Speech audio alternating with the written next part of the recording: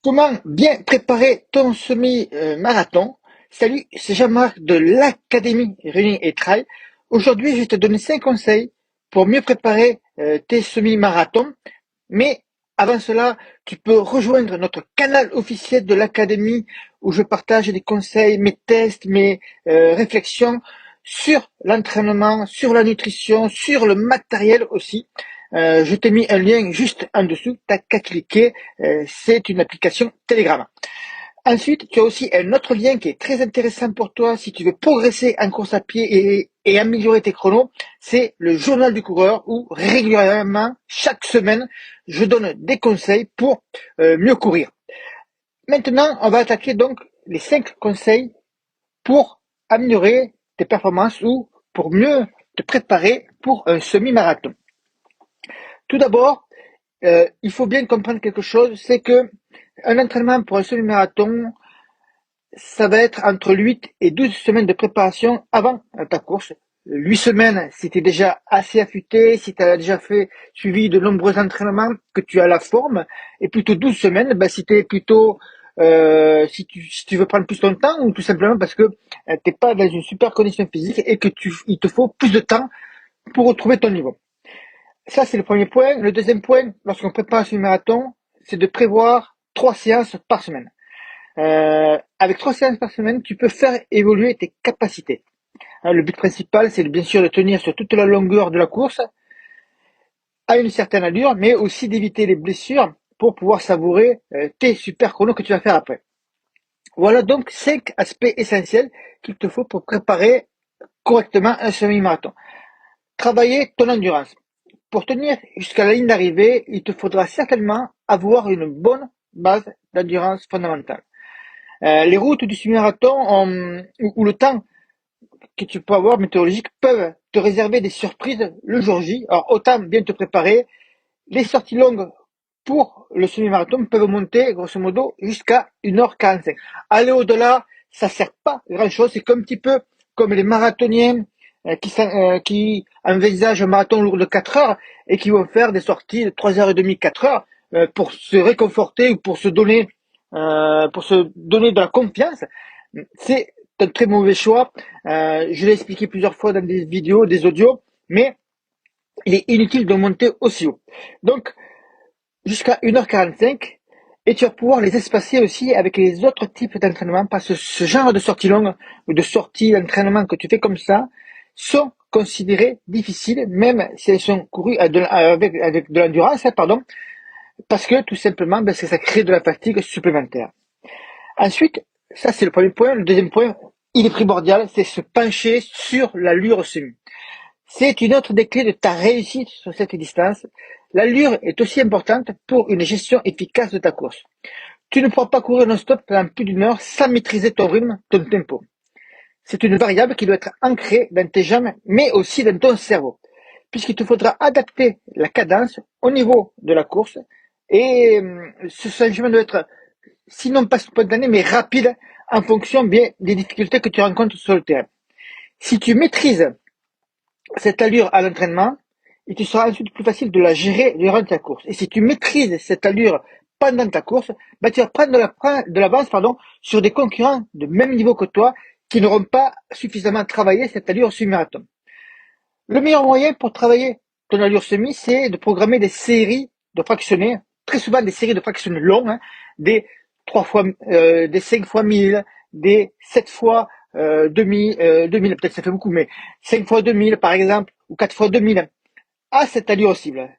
Et tu peux aussi, c'est ça la magie de l'entraînement, tu peux les panacher, les incorporer de temps en temps dans tes sorties longues. Pourquoi pas une semaine sur deux, mettre un bloc sur une sortie longue. Par exemple, tu fais une sortie longue d'1h40, tu vas mettre un bloc dedans de 20 ou 25 minutes ou 30 minutes selon ton niveau et selon l'évolution qu'il y a dans le programme. Toujours attention à la progressivité. Tu vas pouvoir les incorporer directement dans tes sorties longues. Troisième point, pour tenir on va dire, pour tenir sur la durée du parcours, sur la longueur de l'effort que tu vas faire, il va falloir renforcer tes muscles. C'est le troisième point. Il faut donc les préparer en conséquence. Les exercices de renforcement sont recommandés, tout simplement pour avoir des muscles plus forts durant l'activité de la course à pied.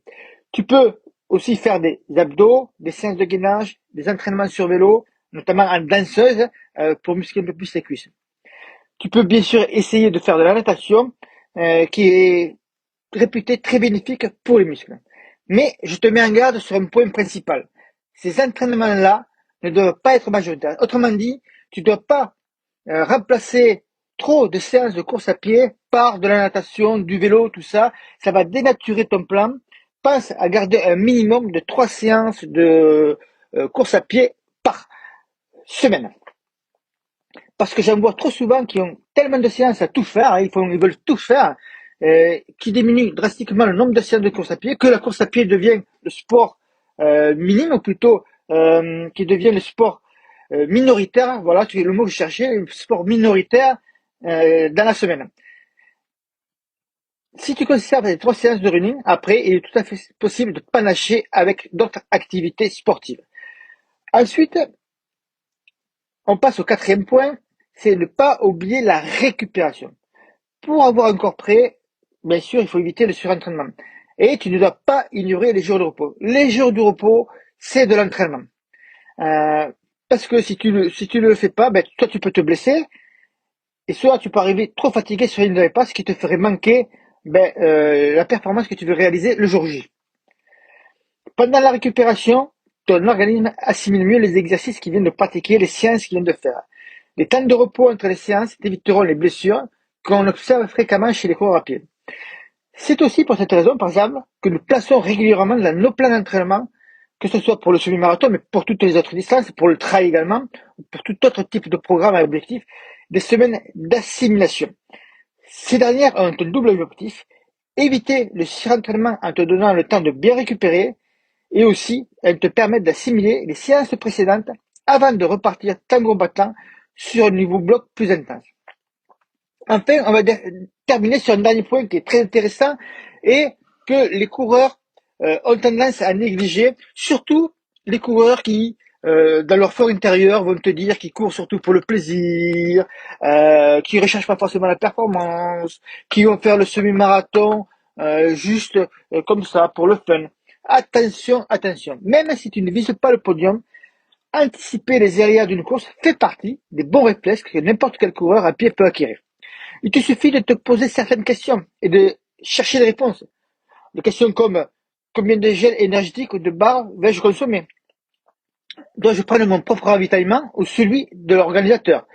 Si tu optes pour le deuxième cas, c'est-à-dire si tu optes pour le ravitaillement fourni par l'organisation, tu peux te renseigner sur ce qui est prévu le jour J de la course. Ils vont te dire les boissons, les gels, les ravitaillements qui sont mis à disposition et à quel endroit sont placés les ravitaillements. En général, tu as la carte du parcours, il faut t'en servir.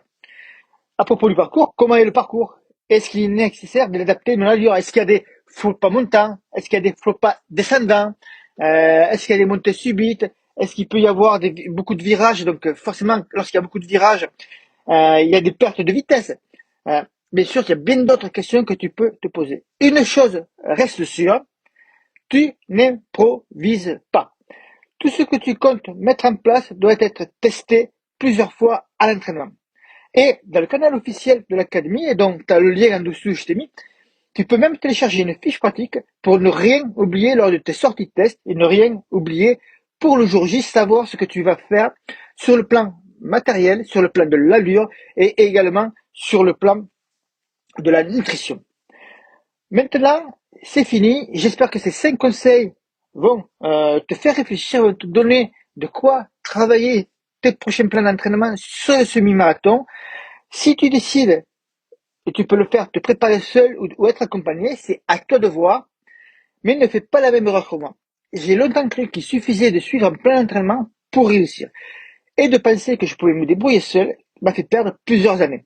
Certainement mes plus belles années, parce que c'est souvent les années quand on est plus jeune, et c'est beaucoup plus tard qu'on y pense. Comme dit le proverbe, trop jeune, trop con. Donc, si tu veux être accompagné, je te propose notre programme semi-marathon qui se trouve en dessous. Alors attention, je ne sais pas à quel moment tu le regardes, parce que nous fermons régulièrement le programme d'entraînement pour ne pas être débordé. On a un support de très haute qualité avec des séances de permanence téléphonique, des séances de coaching de performance. Et pour ne pas être débordé, pour toujours donner de la qualité aux membres, on ferme régulièrement le programme. Ferme régulièrement le programme. Je vais y arriver, ça fait 10 minutes que je parle, je commence à bafouer. Donc, en dessous, je t'ai mis le lien. Si tu es intéressé par le programme SEMI, c'est le troisième lien que tu vois dans la description de la vidéo ou du podcast. Je te souhaite une bonne journée. Si tu as des questions, bien sûr, autour de l'entraînement running et trail, du semi-marathon, sur la préparation d'une course, sur le choix de ton matériel, sur la nutrition sportive, la perte de poids, tu me laisses un commentaire en dessous et on en discute. Je te souhaite une bonne journée, bon run et à bientôt. Ciao, ciao!